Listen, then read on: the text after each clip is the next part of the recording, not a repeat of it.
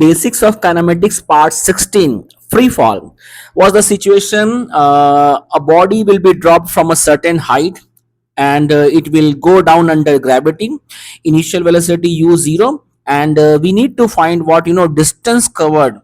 We need to find the ratio of distances covered in first second, second second, third second. See, we know formula for distance covered, displacement covered in nth second. The formula is what? S nth will be equal to u plus half a 2n minus 1. So here for first second s1, second second s2, third second s3, we need to find these all values. So yes, if you will go through that formula, in place of n you are going to write 1 belonging to first second, and will be 2 belonging to second second, and will be 3 belonging to third second. You will be taken as 0. Okay, so nth second, finally we can conclude the formula. It will be what? 5 bracket 2n minus 1, and putting the value of n 1 2 3, we will have presentation for s1 5 meters, s2 15 meters, s3 25 meters, and if you will observe properly s4, it will be 35 meters. If you will observe properly here, s1 s2 s3 s4 will have ratio like 1 is to 3 is to 5 is to 7. Okay, that's good.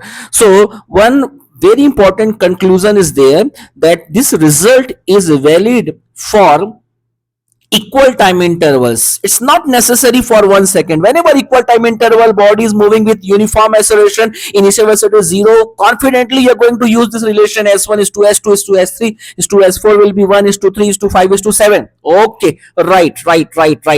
Let's go for one presentation, one example. See, from a certain height, a tap is there. From tap, drops are coming out. When first drop hits the ground, fifth drop will just come out from the tap. Okay, and the height of the tap is what? It is 16 meters. Written what? Drops are coming out at equal interval of time. So here situations are belonging to equal interval, right? Was the question is what? When okay, question they are presenting the same thing whatever I stated. When fifth drop comes out, first drop hits the ground, find distances between successive drops. Okay, so we need to let's just count from top. S1 s2 s3 s4, for all intervals will be same. Height is given 16. You know that presentation s1 is to s2 is to s3 is to s4 will be 1 is to 3 is to 5 is to 7.